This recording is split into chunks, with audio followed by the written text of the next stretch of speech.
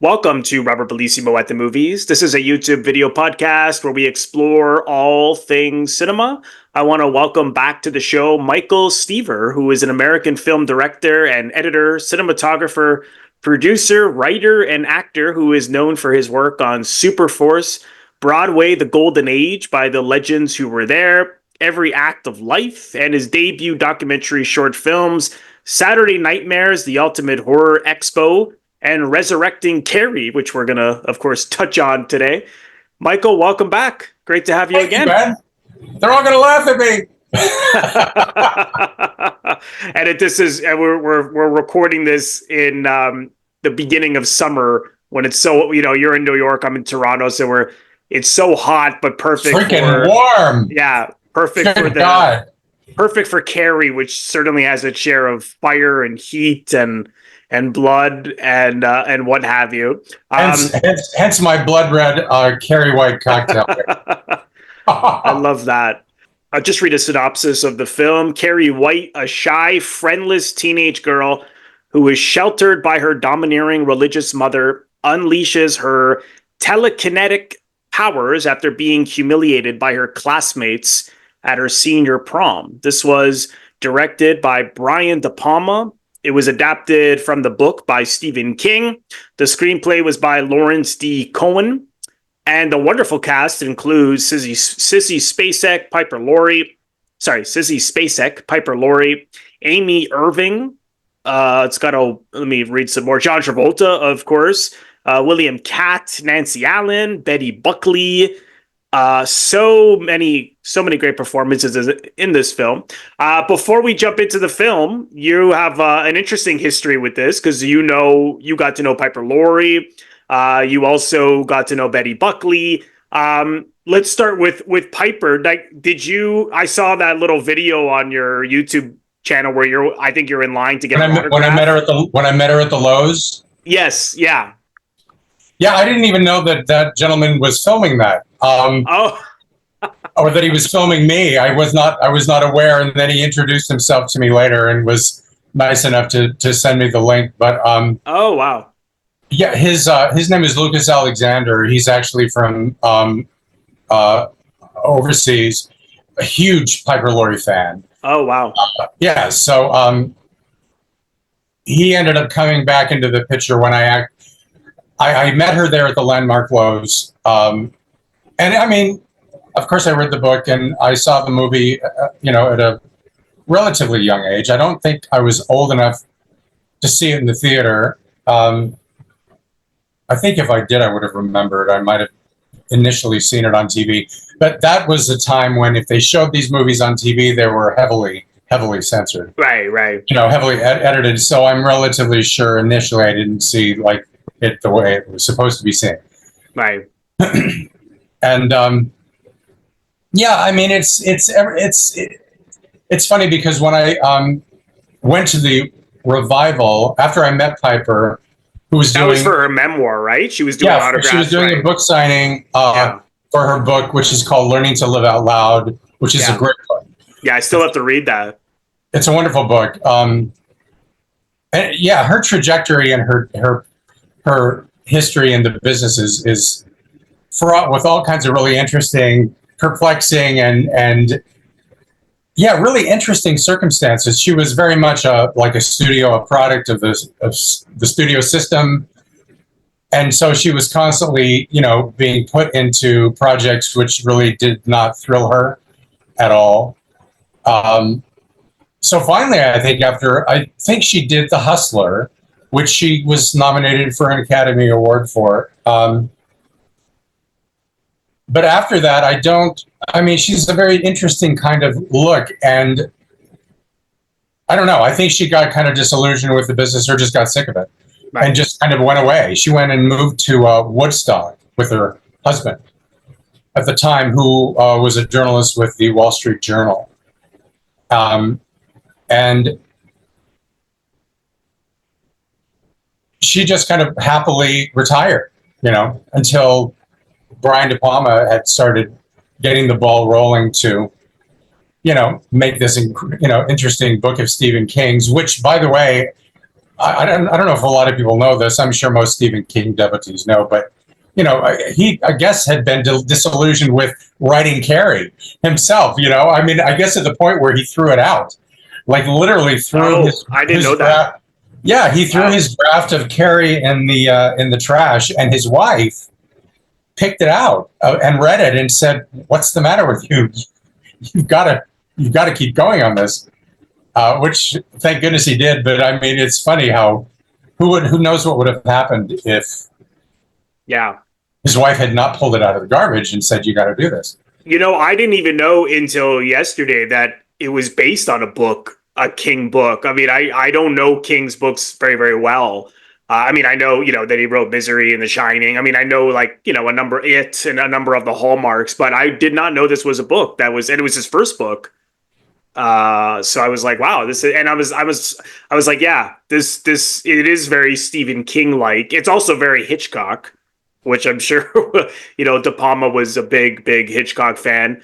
I didn't know that. But when you met her, how did you then get to know her, and how did that screening come about to when you interviewed her that time in front of an audience?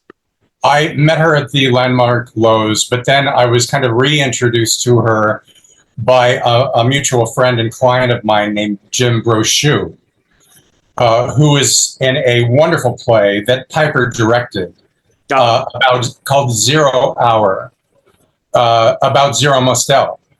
Oh, I didn't know there was a play on him. Yeah. Oh, wow. Jim Brochu played him, but I've filmed for Jim on several occasions, and he has a long history in the biz, and theater and cabaret, and he's done a lot for many, many, many years. So he was gracious enough to kind of put me back in her periphery, and I met her again at the screening of the revival of Carrie the Musical in 2012, which was just shortly after I met her at the Lowe's. I see. When I met her for the first time, or actually spoke with her for the first time, but then I spoke with her again at the revival of Carrie the Musical, which I was covering for BroadwayWorld.com.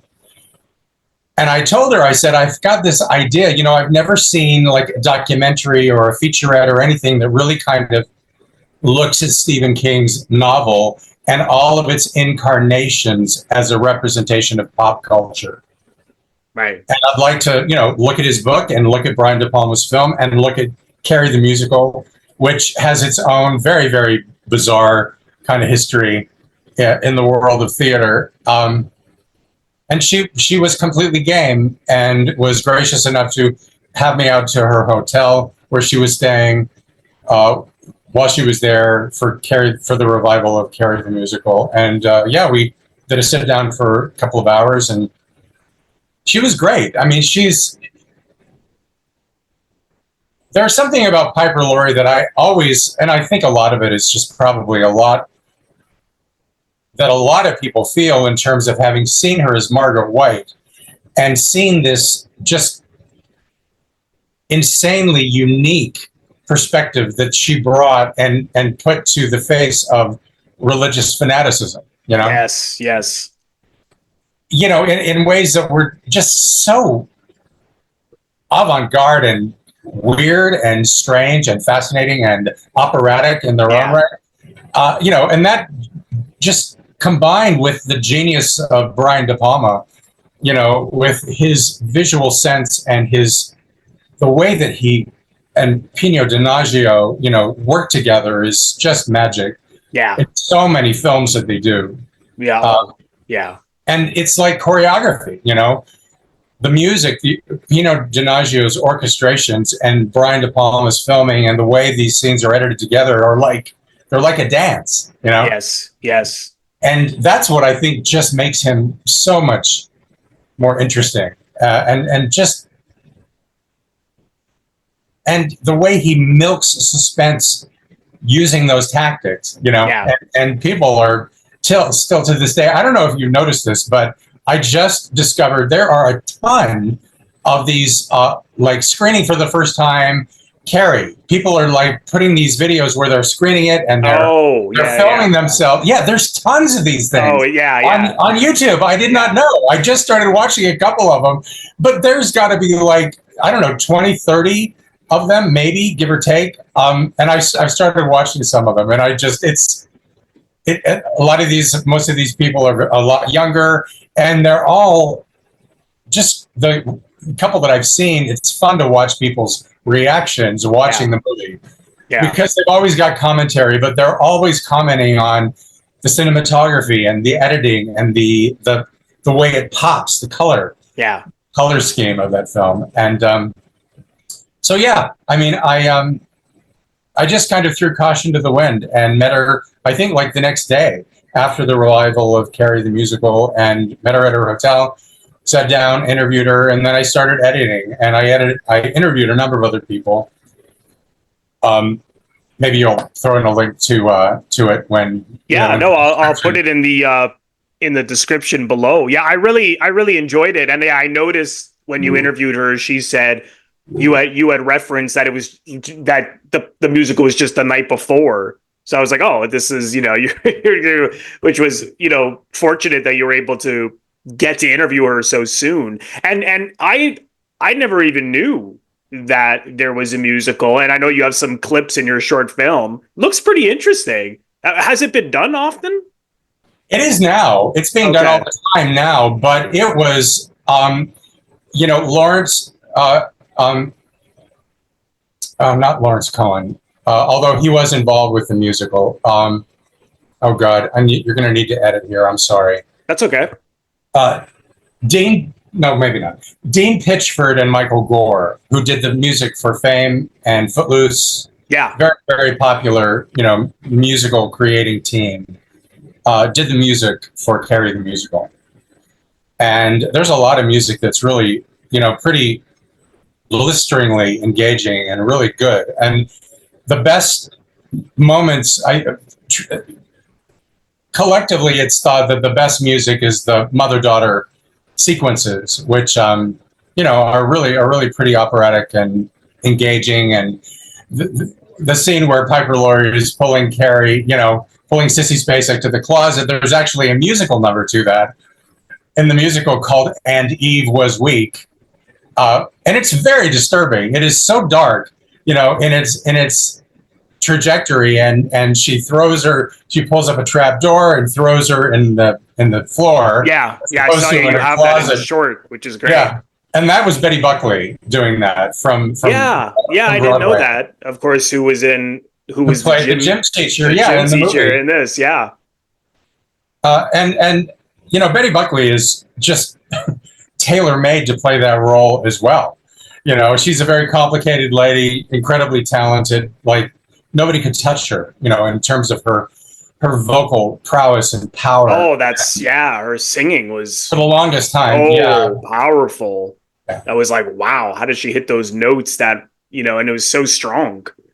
But she comes from a pretty complex background, similar to mine, in that, she wasn't raised Mormon. I was raised Mormon, but, her father was a very, very, very fundamentalist, far-right leaning person that was not at all hip to her or her brother, or maybe any of her family for that matter, being in the entertainment business. Right. And so I think she probably developed she talks pretty freely about a pretty combative relationship, I think, with him. And, that mold that she came out of is an interesting one.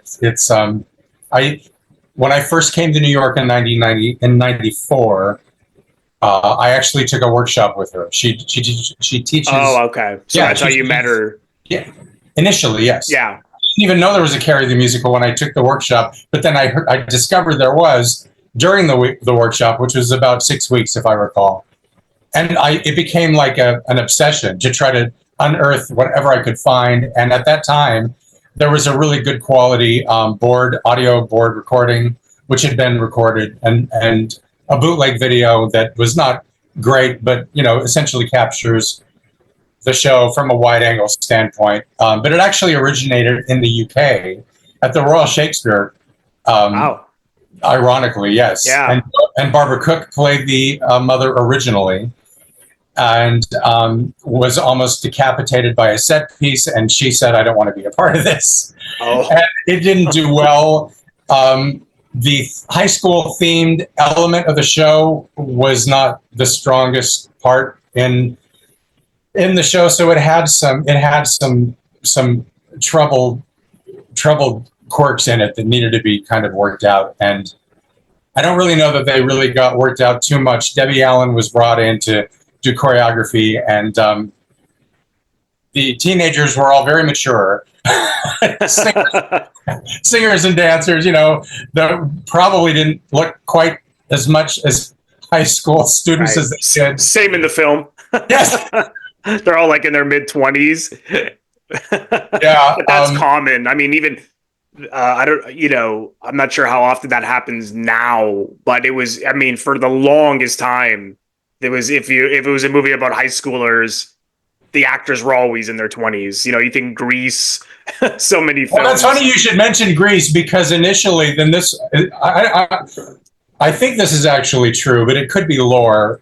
But it's a funny story regardless. There was apparently a creative powwow with the production team of Carrie the Musical, that they wanted the gym, the young gals in the gym class, they wanted their costumes to be reminiscent of Grease, which I think intended to be interpreted as like from the musical Grease, from the 50s maybe, or something of that era. Well, they ended up getting togas. No. The costume designer ended up making these toga outfits, which are Grecian. Bizarre. And I don't, again, yeah, it's kind of a notorious story that it's like, wow, if that really happened, that would purport to suggest some artistic misinterpretation. To say the least. To say the least. But, yeah, it had a troubled opening in the UK, but they were going to bring it to New York anyway. They got Betty Buckley to play the mother, and she was definitely a step up for Margaret White on on every spectrum. So that element of the show is just blisteringly engaging and incredible. Right. Lindsay Aitley is the name of the young actress that played the first Carrie and Carrie the Musical. And unfortunately, it didn't. I think the majority of the advance money was coming from a German producer or a German investor, and I think he got cold feet. And they had a limited run of previews, and he just closed it. I see. I think it was something that in the Broadway community, like, people were calling each other and saying, "You have to get to," at the time it was the Virginia Theater, and see Carrie the Musical. Who knows how long it's going to last, but the whole pig's blood thing was not well conceived, and it got a lot of snickers and laughs. And yeah, that would be hard to pull off in a musical or on stage in general. It really was. And but there are other components that were kind of interesting, like the big staircase that almost decapitated Barbara Cook. They brought it, I think, from the UK, or they rebuilt it for New York. But it's this gigantic, like, blinding white staircase that's dropped in from the flies, and essentially, I think, like, dropped over Margaret. I think it kind of, like, there's a hole in the center of it, kind of like that Buster Keaton silent movie. Oh, yeah. Where the house. I think it was something kind of similar to that. I see. Sure. But I see. Yeah, well, it made for a really interesting spectacle, but right. It got ripped to shreds. I mean, in a major way on Broadway. I mean, ripped to shreds. The reviews are actually worth seeking out because they are so scathing. Oh my God! It was kind of a perfect storm of unfortunate circumstances. So it actually closed on May 15th, which is the day before my birthday, which I thought that was kind of odd. But but then it was, certain elements were just incredible. Right. So it never lost its footing, I see. but it took a long time and a lot of bootlegs going out, and people it became a real thing. And it certainly was for me when I was taking this workshop from Betty Buckley. And I was blown away, by how incredible some of that music is. Wow. But yeah, as far as Piper goes,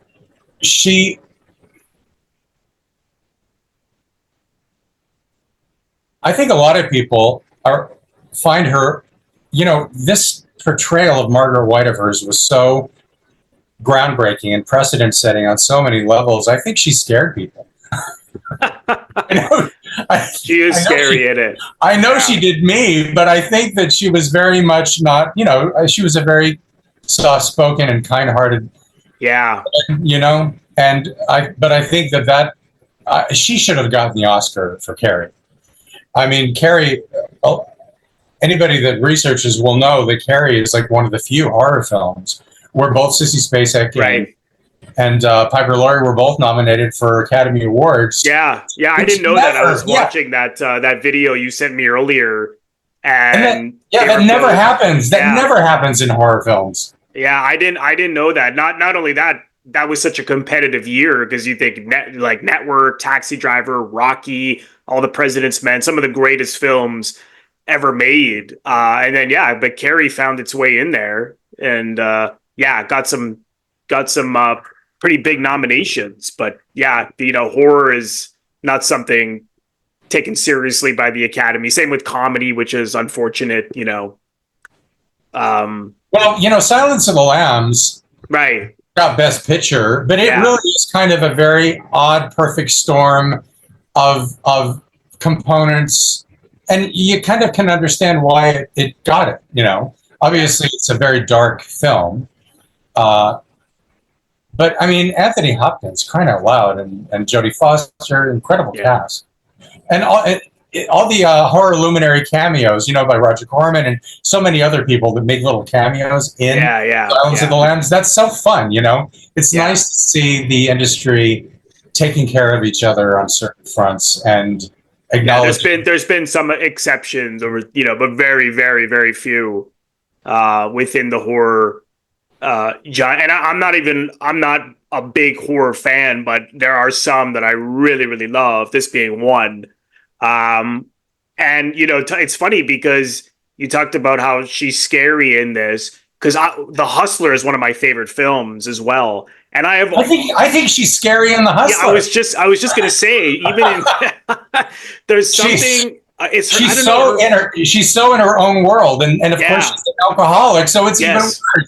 Yeah, there is something about her in that as well that has this haunting quality. I can't even describe her voice. There's something in her voice. It's quiet, but it's I don't know, like she has an upper class sound and feel to her, but there's something I really wish I could describe it. But even in that film, there's something chilling about her, and then when you see her in this, and I was looking at her IMDb and I was like, what? I was like, I must have seen more of her than The Hustler and Carrie. And then I was, of course, Twin Peaks. I haven't seen Twin Peaks, but of course she was in a lot of that. And Days and Wine of Roses, the TV version, I love. That's great. And I was like, I haven't seen her in much else. That was it, And I didn't know she wasn't even in another film after The Hustler until Carrie. I never knew that. Yeah, it's strange. I think that studio executives, when she was under her contracts, wanted her to do stuff that I think she just thought was so stupid. Yeah, right. Like one film, they wanted her to meet with a bunch of PR people at the commissary during lunch, and all the journalists were going to film her or take pictures of her or interview her while she was eating flowers, because in this particular movie, she's somebody that eats flowers. I mean, there's just bizarre. Yeah, it's a very, very strange. And I just think that, she started opposite of Rock Hudson. She was in one of Irwin Allen's early, like one of his first disaster movies. Oh, was she? Yeah. Oh, okay. Yeah, I don't know her pre-Hustler besides Days of Wine and Roses. The like really Hollywood studio when she was a contract player, studio player. I don't know that work well, but she's certainly worth exploring because she was Well, an incredible actor.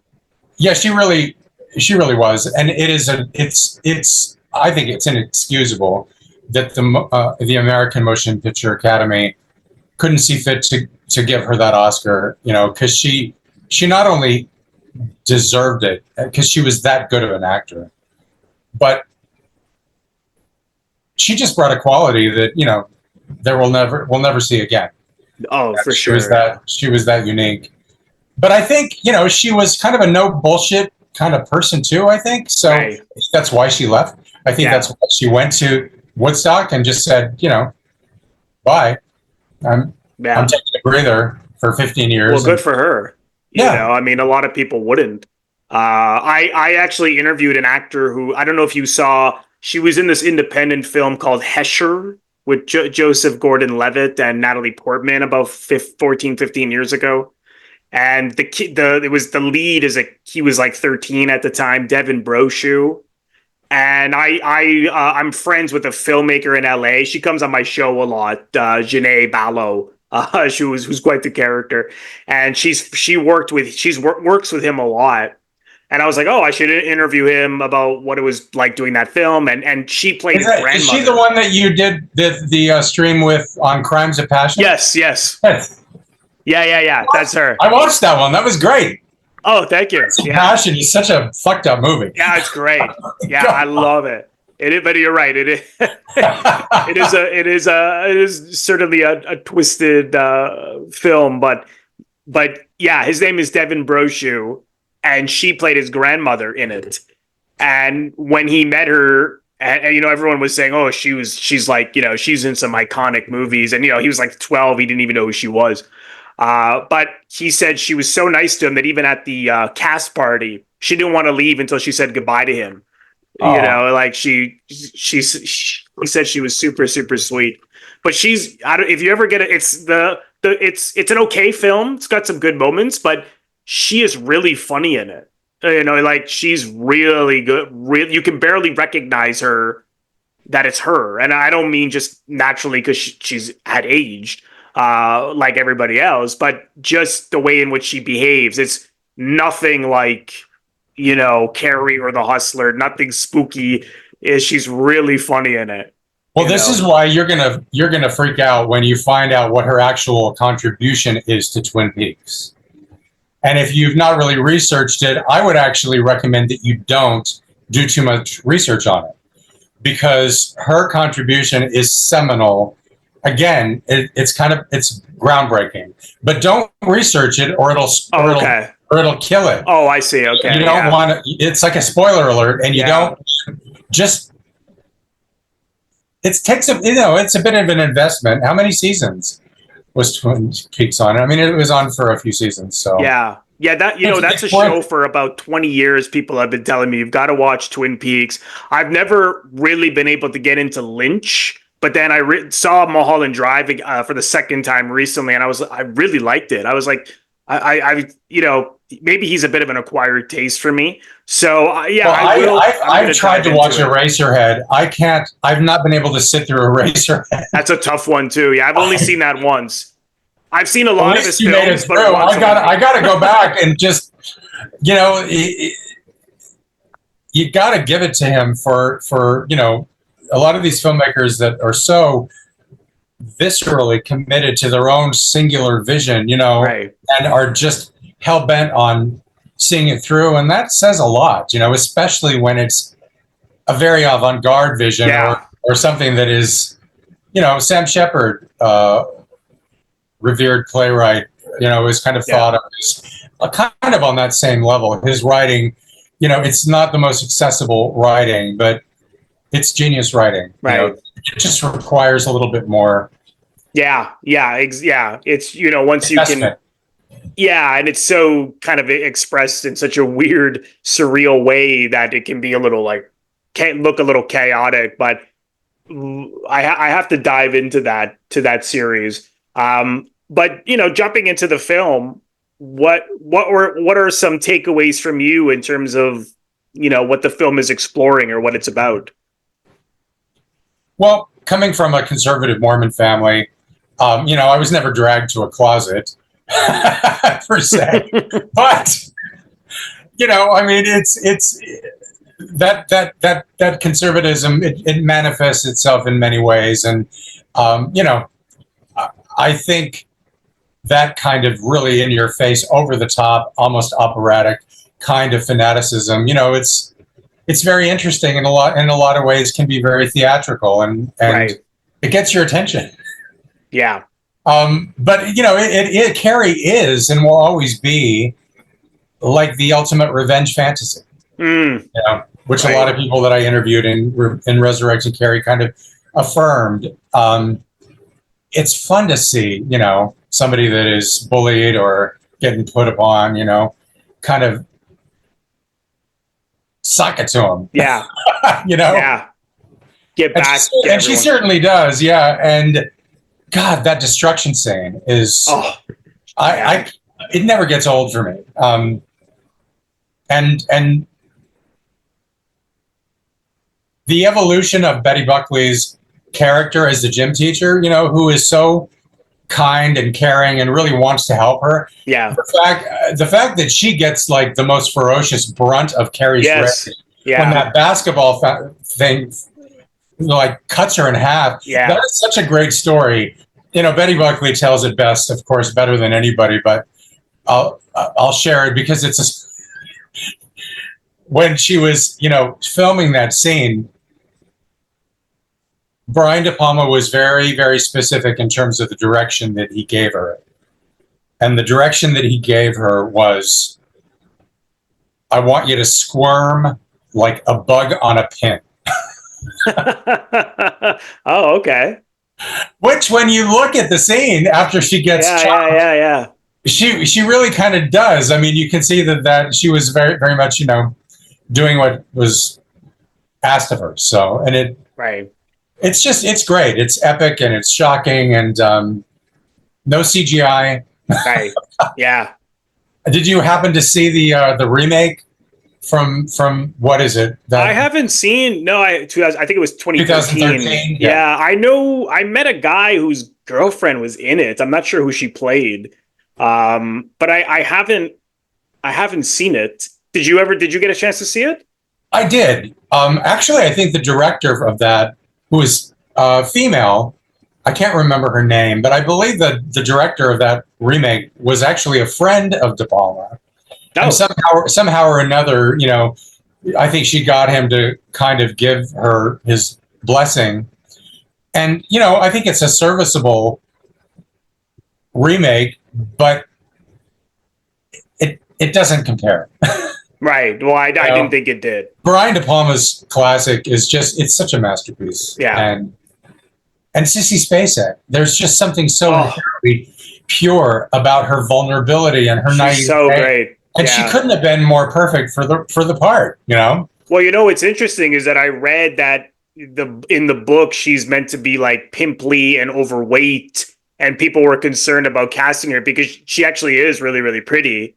Not that people who are pretty aren't bullied, but because this character is so awkward and alienated, and you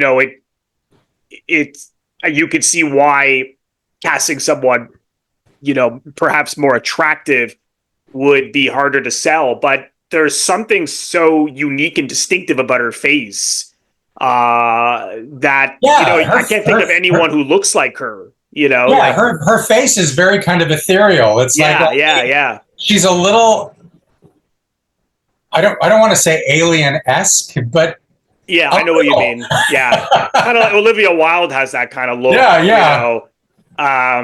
They're all over the place now. But it worked. It worked really. I thought she was wonderful. And you know about the story about her.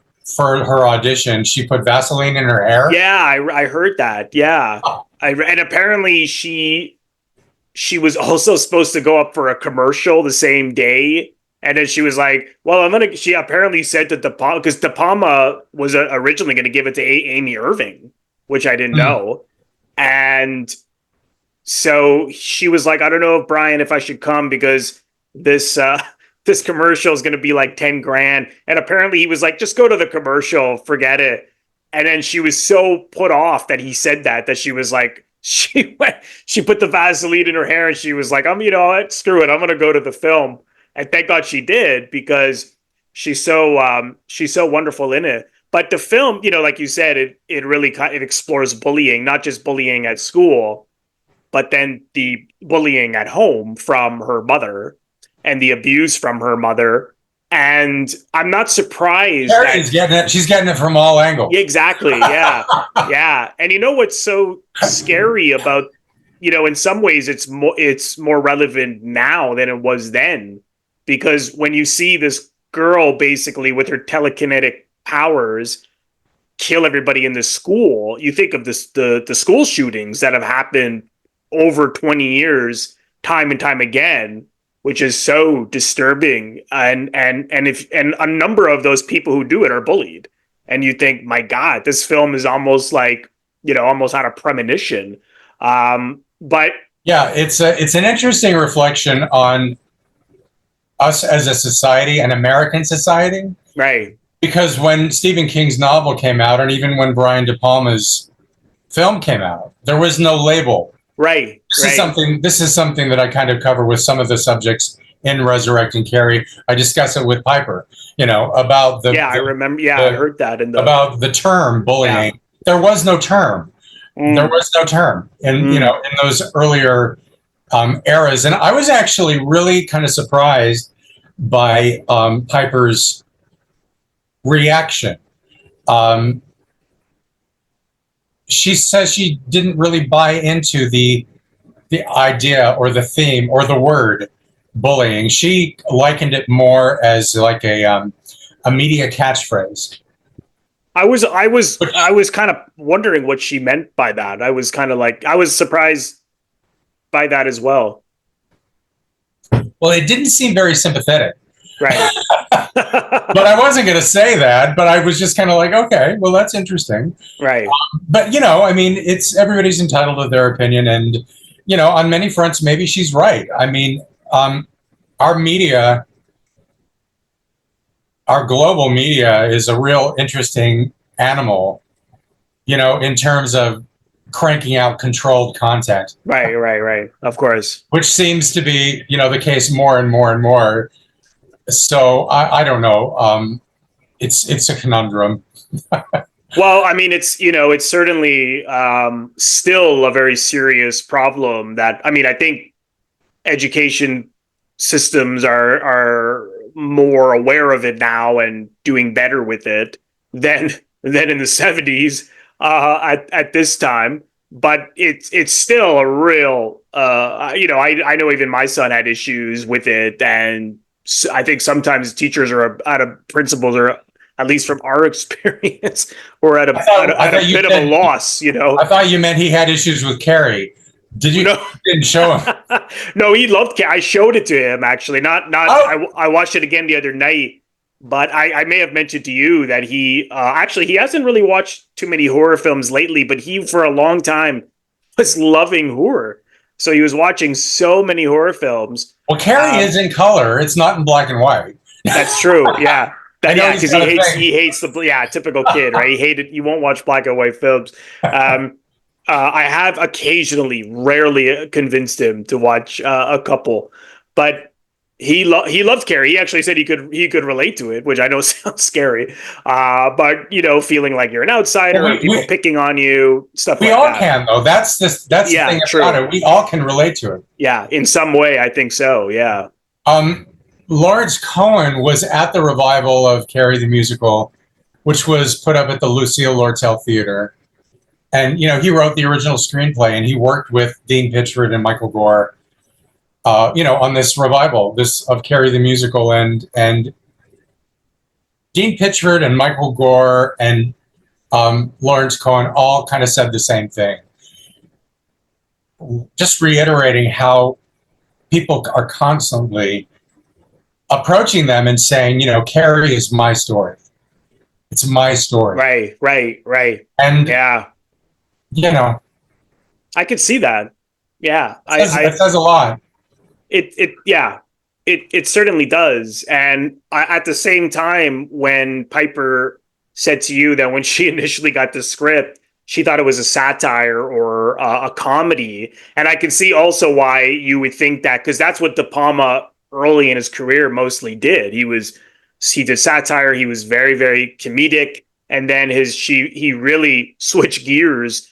But there always is a certain sense of humor, even in a film like this, or even in his really, well, this is a dark film, and in his darker, horror films, even Scarface, to an extent has humor in it.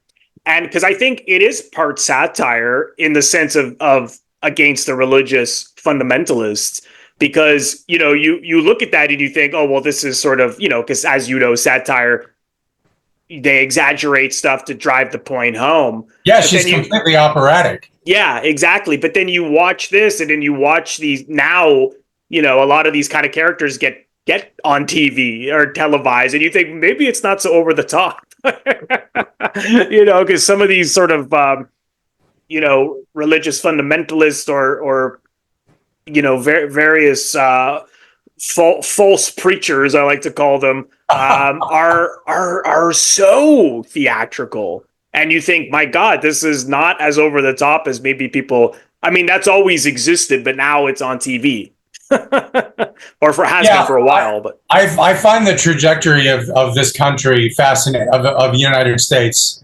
fascinating, in the sense that how many new fundamentalist right-wing religions have sprung up, which I find that ironic. I mean, if our founding fathers were coming here right. looking for a little more leeway in their right to worship, or right to have that separation of church and state, it's fascinating how these forces continue to kind of conjure this incessant need to keep those oppressive powers going. Right. And pouring over the people. It's, I don't know. It's kind of like the older I get, the more kind of like, oh, that again. Right. Everything is so cyclical. Yeah. Which I think actually maybe, if you look at it the right way, can maybe make it a little less daunting or a little less threatening if you see it for what it is. Yeah. It's like a chaos wheel or a Ferris wheel. Right. It constantly has to be cranked. Right. Well, when I heard her say that to you, and then I watched it again, I did find myself laughing more again about her thinking Carrie was a comedy. Yeah, I mean, I don't think it's a comedy, but I do think it has black humor in it. It has a certain blend. Like after she comes home and she finds out that Carrie had her period, and she says to her, "So now you're a woman," and then she hits her with the Bible. There is something funny about that. Yeah, smacks her right upside the head. I just thought, what the heck? I mean, just thought it's so insane. But there's something funny about that. Yeah, I had never heard anybody describe Stephen King's novel or the concepts in Brian De Palma's script as darkly comedic, even though they certainly are, or have elements. Yeah. So I wasn't really sure where Piper Laurie was coming from when she had mentioned this, and she mentions it relatively often. Yeah. It's kind of one of her staple things that she goes into. Yeah. At press junkets and interviews, it's just something that she always ends up discussing. So, but I was like, where is that coming from in terms of your conceptual interpretation? And I basically said, just to play devil's advocate, and this is not in Resurrecting Carrie, but it's in the outtakes. And there's like 15 minutes of outtakes. Yeah, I saw that as well, yeah. But I said, but she's Jewish. So I said, and I think she was amused kind of by the weirdness of my question. But I said, being raised Jewish, was it because you didn't have as clear of a grasp or a conceptualization or an understanding on Christian fundamentalism or Catholic fundamentalism? Is that why you thought Carrie was a comedy? And she kind of chuckled and shook her head and went, no. Like, you couldn't be more off. But I thought it was worth asking, just because you never know. I mean, Right. She really wasn't that jazzed about the script. I mean, she didn't think it was she didn't think Brian's script was badly written, but she's always been very vocal about, I guess, there not being a lot there for her to draw on, hence why then she went and read Stephen King's book to see if she could draw from that. And she apparently couldn't draw from that either. Right. Which I thought was interesting. I mean, she said she felt, Margaret initially was kind of cliche, again, which is something that she says all the time. Yeah. Yeah. But I mean, it is testament to her ability and her craft, and just what a unique creature grease paint thespian she was, that what she chose to do was so out of the ordinary. Yeah. Yeah. And scary as shit. Yeah. Absolutely. And, I'm only speculating that maybe she felt that way because it's possible that, I mean, I haven't read the script, but it's possible that from reading the script, you might think this seems silly or something, because it's very Hitchcockian in the sense, because if you look at the Hitchcock stories on the page, some of them might seem kind of silly, but it's what he does with the editing, with the music, the way he shoots it, everything, the way it's acted, that then it really comes alive. And I could see how there is something sort of, there is something about the film that looks daring, that looks like it's almost hard to pull off. It's, this woman with these powers. Just Piper's crucifixion death scene. Yes, there's something funny those knives. Those knives had to be rigged on wires that were like attached to a pulley. Right. That they had, and then sped up. I mean, just insanely difficult and challenging. And again, just so much work, that hands-on component, which is, I just think what is truly the best about filmmaking. It's the hands-on, and, computer graphics and CGI and stuff like that are interesting, and the technology has really come a long way on many fronts, but it bugs my eyes. I don't know what to say, except it just does. Oh, yeah. No, me too. Yeah, me too. There's a component that just, it's like it wages a war with my eyes, where I start trying to pull apart what is CGI and what isn't. And that never happened like with blue screening or green screening or whatever. It's like something real projected onto something real. That's fine. I don't think that's bizarre. And that's been going on for 100 years almost. Yeah. A lot of that in the original King Kong, of course. And right. Well, it really required someone whose technical skill is really, really, really strong. And again, the influence of Hitchcock is certainly there. I mean, you mentioned the suspense earlier, and he utilizes exactly as Hitchcock said, like, the audience needs to know more than the characters, and so we know that there's a bucket of pig blood, but Carrie doesn't know. And so our response is, oh no, look out, this is what's happening, as opposed to it just being a surprise, where if we knew as much as her, then we would all just have the surprise reaction, but it wouldn't be as emotional if we weren't on that. No. And it's a magical blend of the slow motion too. Exactly, everything happening in a slow motion context, and telekinesis and Brian De Palma, they were a really winning combination. I'm surprised Brian De Palma doesn't have telekinesis himself. Although his dad was in the medical profession. Yeah, so that's true. You never know, but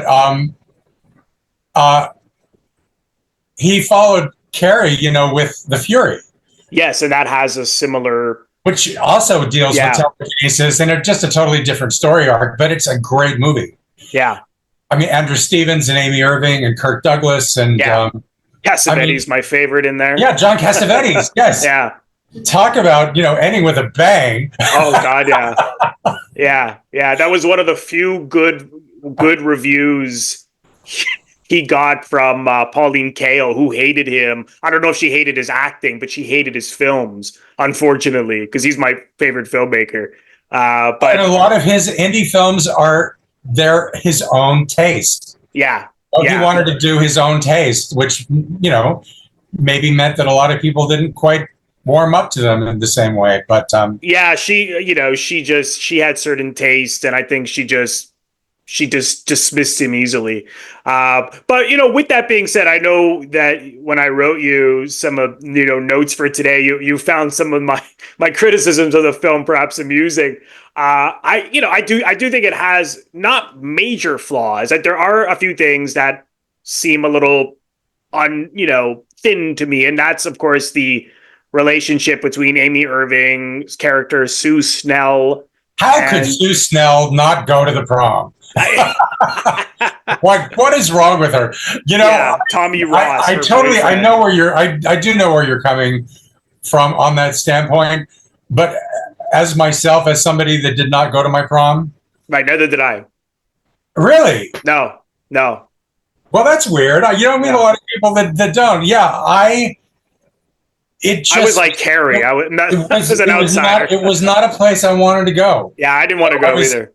I actually went to two high schools. I went to the one I graduated from in Rancho Cordova, and then I went to downtown Sacramento High School. They had this incredible media production facility and journalism studies and communications and filmmaking, and we made movies. It was part of what's called ROP, which was the Regional Occupational Program, which sent kids into like internships, and I interned at a couple major network affiliate news stations in Sacramento, because at the time I thought I wanted to be a journalist.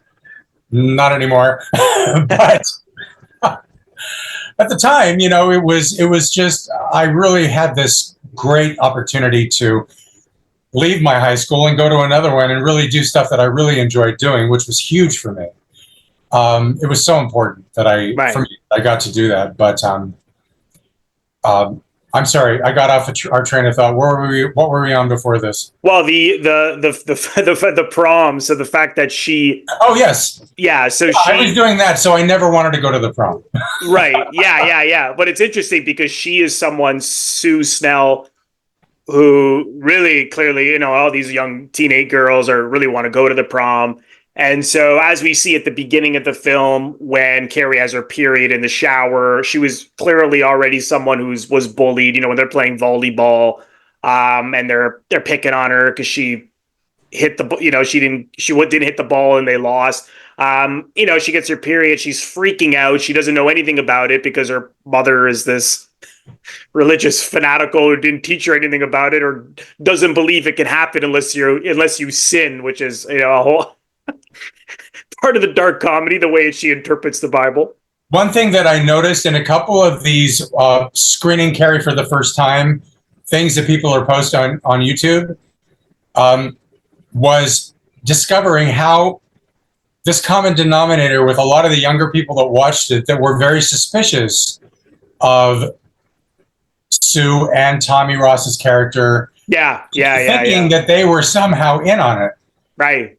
Or that they were really somehow going to fuck her over, or hurt her. Yeah. So, it's possible that he made it. Maybe they were making the audience think that was a possibility. Because I thought, she feels so bad about that. The fact that they, as we saw, they were throwing tampons at her. They viciously bullied her.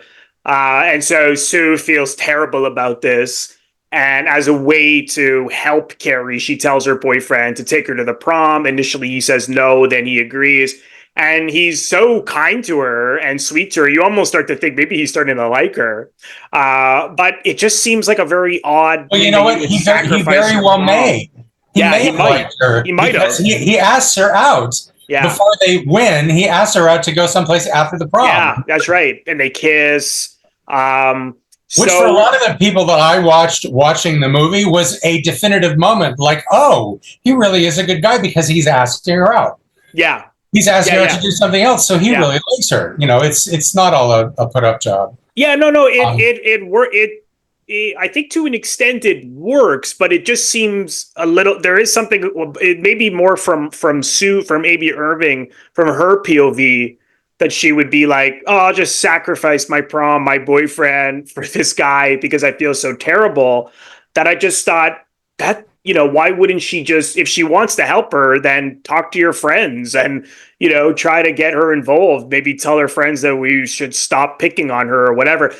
On the flip side, I thought, well, maybe she doesn't feel she can get her friends to do this. She doesn't have the courage to, be the one to go and tell her friends, hey, we should stop doing it. So she puts the responsibility on her boyfriend, right? Yeah. Which is certainly possible. So I'm not saying it doesn't work. It just it works, but there's something about it that seems a little thinly motivated. It's kind of like what Orson Welles. Orson Welles even felt he felt that Rosebud was a little as he called it, a little dime store psychoanalysis kind of thing. I mean, I think he's like, oh, but it still works, and this kind of reminds me of that, to an extent. I think the scene where Betty Buckley's gym teacher character and Tommy and Sue are in that side office at the school, and they're having that powwow where Betty Buckley's character, Miss Collins, gets the news that Tommy asked her to the prom, and she's like, "What are you doing?" I think she thinks that they're up to something. I think that thinness exists in that scene. Yeah. I think every one of them is doing exactly what they should be doing, and it's not like it's not well written. No, but yeah. You know what? The bottom line is it's a very awkward scene. Yeah. And maybe that's what we're picking up on, because it's just an awkward situation. Right. Something that's probably not addressed in most schools. Yeah. Well, then they also have to they have to find a way to get her to win the prom queen. I mean, how else were you going to get her to win with the most popular guy in school who she already has a crush on? I thought it worked, because another thing that I thought was, well, how does she suddenly stand up to her mother, who's been putting her in a closet? But then I think with the power, the telekinetic powers that she's now formally studied, I think she is aware of her power now, which she can use which she does use against her mother, to be like, I'm going, Mama. And I thought that worked. Well, I thought that was good. Absolutely. And there's components of that in the book that did not make it into the film. Oh, okay. Specifically, there's a scene where screaming is heard inside the White House, and a gigantic mahogany wood table is seen crashing through the living room window out into the front yard. A really, really heavy one. So, and something like neighbors saw it. And well, what the hell was that? I mean, how did that happen? Right. And some other trivia that's kind of cool to know is there's a scene in the book where young Carrie actually causes huge rocks to fall from the sky and crash into the house. Oh. That scene is actually in the 2012 remake. Oh. That was made for TV. That stars Angela Batiste and Patricia Clarkson, which is I think actually worth a watch. It's actually it's a good attempt to integrating stuff that didn't make it into Brian De Palma's film. Oh, I see. Although Brian De Palma wanted to integrate this showering of rocks thing, but it just didn't work. But the shots that they shot of the rocks destroying the house ended up getting used in the fire in the end. Because if you go back and you re-review it, you'll see rocks coming through the ceiling. And those were actually supposed to be used in a different context, I think, than they actually were. But they ended up working for Carrie burning up the whole house. Well, because which leads me to the question of what is bringing the house down when she kills her mother. And I thought, well, maybe it's the spirit of the mother, trying to finish the job of killing Carrie, or it's Carrie trying to kill herself. Yeah, I think it's just Carrie. Yeah. Just lost control again. Yeah. Well, it's so interesting that she, takes her, but goes into the closet, which is so perfect because the closet is where her place of punishment, right? And so killing the mother, I deserve to be punished. And ultimately she then tragically feels that she also deserves to die, right? And it's so devastating. And then that dream at the end with Amy Irving that she has, and yes, also, there's something that is even kind of funny about that. But it's just, for me, it's that feeling of, Amy Irving was one of the few people who got away. So it's that thing of, well, I'll haunt you now. You want to talk about something that's kind of laughable and contrived, when the dream sequence in the end starts and you hear Priscilla Pointer, who is actually Amy Irving's real life mom. Yeah, I read that. Yeah. Talking about, now that all the kids are dead, she'll be fine. Oh yeah, she'll forget it. Yeah, she'll forget everything. Yeah. I thought that was funny. Yeah, it's almost like poo-pooing, what happened. That was also jarring, sort of, a bizarre line, but I thought it worked though, in a sense that it shows the disconnect that can happen between parents and kids. Yes. If that's really what Amy Irving's mother, or what Sue Snell's mother is thinking, then she's living in her own world too. Right. Yeah. Well, that's a good point. Yeah. Just like Margaret is, but that's interesting, the sort of disconnect that we see with the adults, because we see the principal can never get Carrie's name right. He's always saying Cassie. The only one who's nice is the gym. It's Carrie. is Carrie? It's who's nice to Carrie or anybody really is the gym teacher, of course. And we see the menstrual blood on her shorts that the principal sees as she's standing right next to him is also hilarious. Right. That is. Did you? I didn't even notice. No, I didn't. Oh my God! You got to go back. It's the scene where she's had her period, and it's all the fan. She's discussing it when they bring Carrie in to send her home, and there's a moment where the principal's there, and he looks next to Betty Buckley, who's in her gym shorts, and there's a smear of blood. There's a blood smear right on his shorts, and he's looking like, right. Oh, okay. I'll have to go back. That is funny. Yeah. But you see, he's doesn't know what to do, disconnected. The teacher laughs at her because she said the poem that was read was beautiful in the class, and as it was commonly known that people who bullied are bullied at home. And so we don't see like Nancy Allen's character, Chris, we don't see her home life, but you can imagine that perhaps she's a bully because she was bullied. But then you see her and Travolta as Billy Nolan, which is also has a sort of sick sense of humor to it. But they're they're slapping the shit out of each other all the time. Yeah, calling each other shits. I read that Nancy Allen apparently thought that was supposed to be. She apparently thought. I'll let you pull the rope. Right. Oh, right. And she thought it was supposed to be comedic relief, and then it's like, no, you guys are like the villains. But we don't. So it's kind of getting at something for me, anyways, like the way in which kind of bullying or abuse spreads. Carrie has it at school, has it at home. She, as a result, kills everybody. And even the only person, like you were saying as well, who's like kind and compassionate is Miss Collins. But she even has that moment of hitting. She still smacks the shit out of Chris. Yeah.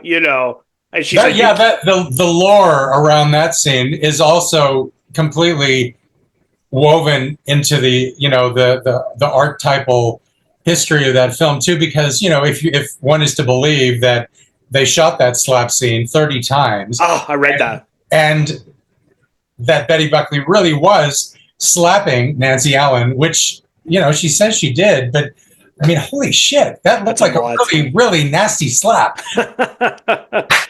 This was the 70s after all. Oh my God, yeah. Like, go for it. How did they not stop to let her face? Yeah. You would have had to put ice on her face if the slap was really as hard as it looked. They wouldn't have been able to just do consecutive takes because her face would have swollen up. Yeah, we'll have to. Yeah, someone's gonna ask Brian if Brian's watching. Comment and let us know. Did she really slap her? Yeah, that many times. And the other thing that's kind of jarring to me, which I think I know why he may have done it this way, but like the locker room scene in the begining, where you called it erotic.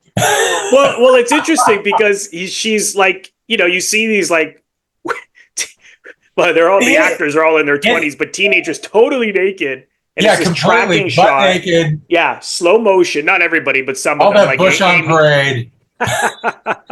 Like Nancy Allen is, completely naked. They're slapping it with towels, and it's this slow tracking shot across the room, and then forward, and then Carrie in the shower. And there is something, it is like that male gaze kind of thing where it's like she's like slowly like, cuts her breasts and she's washing.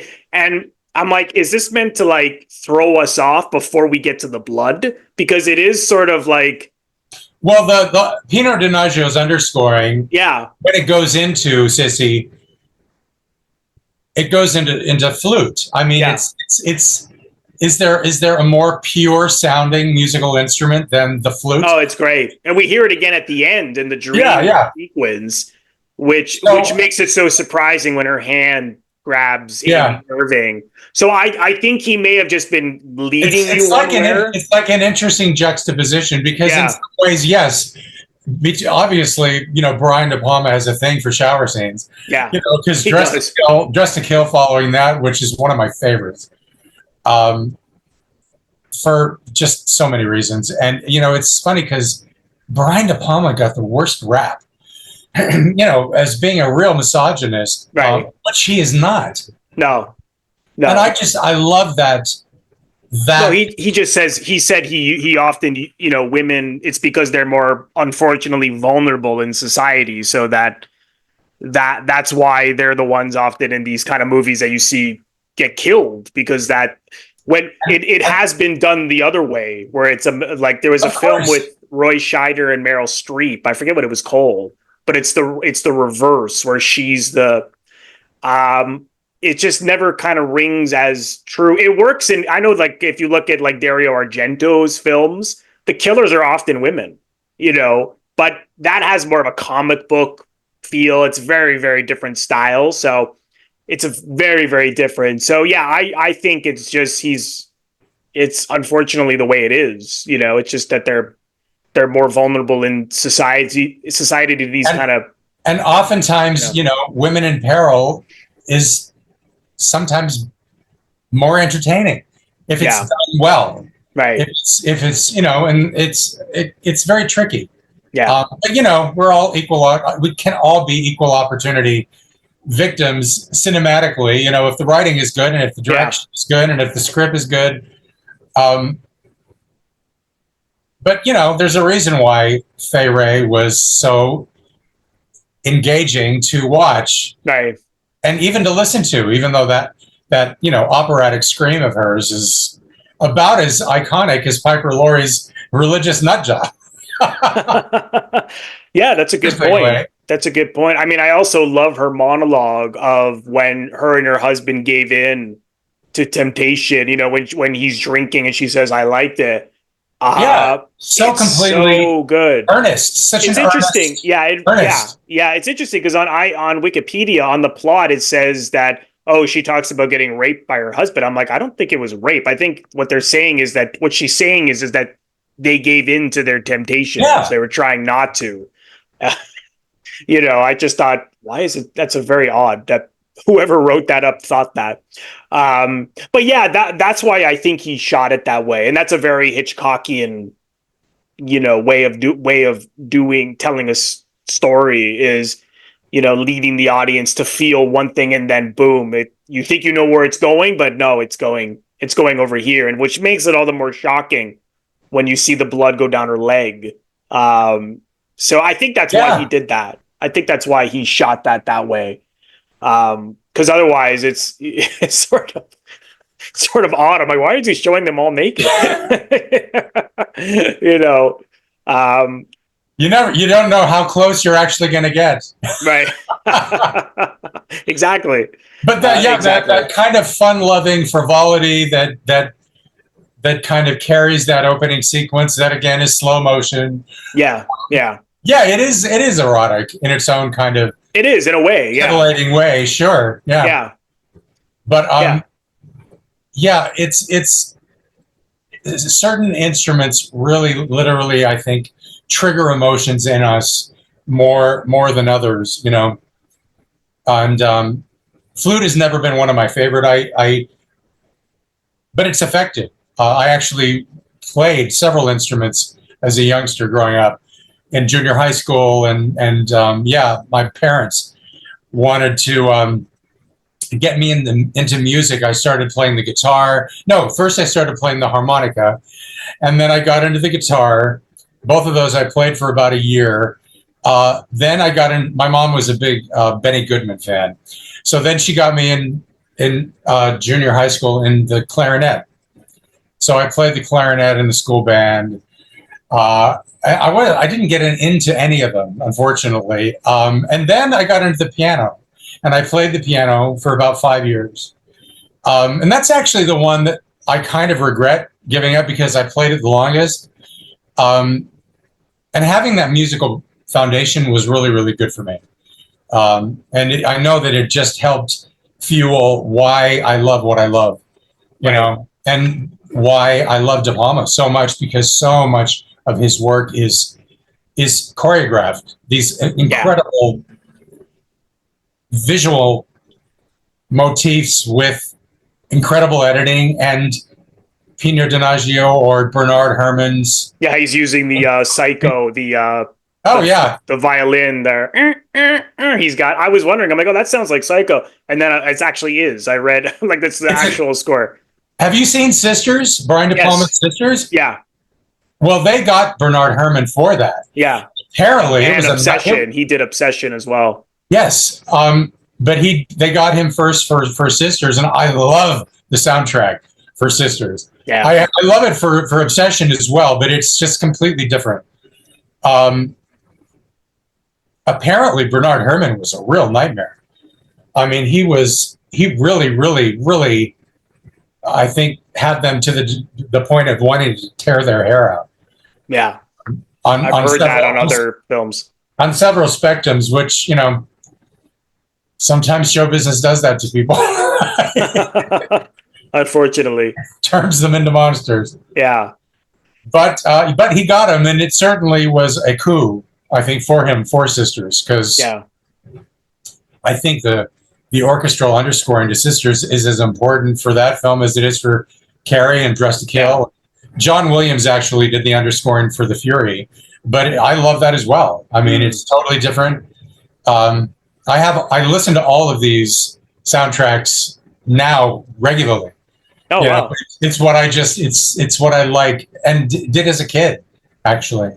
Oh, wow. I was big on Donnie and Marie and movie soundtracks. Quite the contrast. Extra, yeah. So if people want to see what you're working on, Michael, or check out any of your films, documentaries, where is the best place for them to go? All you got to do is just Google Michael Lee Stever. My website is michaelstever.net. I'm on Facebook. I got my YouTube page. Constantly cranking out content there. So yeah, I mean, there's some stuff to see.